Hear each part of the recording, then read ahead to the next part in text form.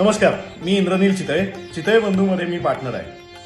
ऐनडोन मराठी मित्र मंडळ यांच्याबरोबर चितळे बंधू यांचं असोसिएशन झालेलं आहे की जिकडे वर्षभराच्या तुमच्या सगळ्या जे काही उपक्रम असतील त्याच्यात आम्ही कुठेतरी सहभागी होणार आहोत. हे सहभागी होत असताना चितळे बंधूंचे पदार्थ देखील तुम्हाला तिकडे उपलब्ध होतील.